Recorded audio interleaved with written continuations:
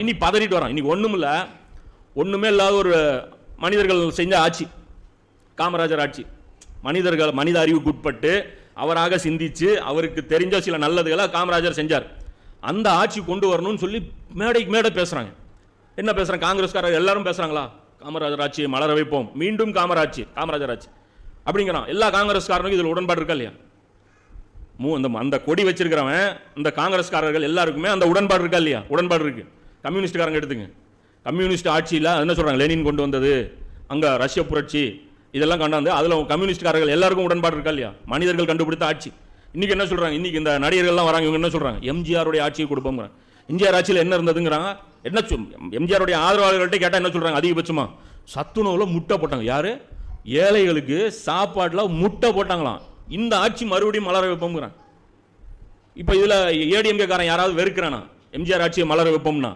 அப்ப நபி ஸல்லல்லாஹு அலைஹி வஸல்லம் ஆட்சியை கொண்டு வரோம்னா ஏன் உங்களுக்கு எல்லாம் முகம் கோணுது? புரியுதா இல்லையா? ரசூலுடைய ஆட்சி கொண்டு வரோம்னா இன்னைக்கு யாருக்கு முகம் வந்து எப்படி 40 டிகிரியில போகுது? என்ன பேசுற? இது தீவிரவாதமா? என்ன பேசுற? அப்ப காமராஜர் ஆட்சி பேசுறவனுக்கு அவனுக்கு உரிமை இருக்கு, எம்ஜிஆர் ஆட்சி பேசுறவனுக்கு உரிமை இருக்கு, என்ன எல்லா ஆட்சியும் பேசுறவனுக்கு உரிமை இருக்கு. அல்லாஹ்வுடைய தீனில அது ஒத்துக்கிறீங்களா இல்லையா? நீங்களே ஒத்துக்கிறீங்களா இல்லையா? நீங்க இப்படி டிக்ளேர் பண்ணிட்டு போயிருங்க, நபி ஸல்லல்லாஹு அலைஹி வஸல்லம் அவர்கள் ஆட்சியாளர் கிடையாது, அவர் பண்ணதுக்கு பேர் ஒரு ஆட்சியே கிடையாது.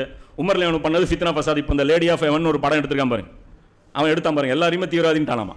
யார்? அபூபக்கர், உமர் எல்லாருமே தீவிரவாதி, வரம்பு மீறி போகணும். ஒன்று இந்த ஸ்டேட்மெண்ட் கொடுங்க, நபி ஸல்லல்லாஹு அலைஹி வஸல்லம் அவர்கள் பண்ணதெல்லாம் கொலை வெறி ஆட்டங்கள், என்ன அவருக்கு ஒரு ஆட்சி முறையே கிடையாது, இது மனிதர்கள் நசுக்கப்பட்டார்கள், இப்படி சொல்லுங்க. நம்ம எந்த ஆட்சியை கொண்டு வரங்கிறோம்? நம்ம வந்து இஸ்லாமிய ஆட்சின்னு எதை சொல்றோம்? பாபர் ஆட்சியை சொல்றோமா, இல்ல இன்னைக்கு எகிப்தில் நடக்கிற அதை சொல்றோமா, இல்ல சவுதியில் எதை சொல்றோமா? நம்ம காட்டுறது அதை தான் காட்டுறோம். ரசூலுல்லாஹ்வுடைய ஆட்சி கொண்டு வரணும், 4 கலிஃபாக்களுடைய ஆட்சி இந்த பூமியில் வந்தால் நாடு நல்லா இருக்கும், இதைத்தான் சொல்றோம். அது கொண்டாடுறதுக்கு வழிமுறை ஏதாவது நம்ம சொல்லியிருக்கோமா?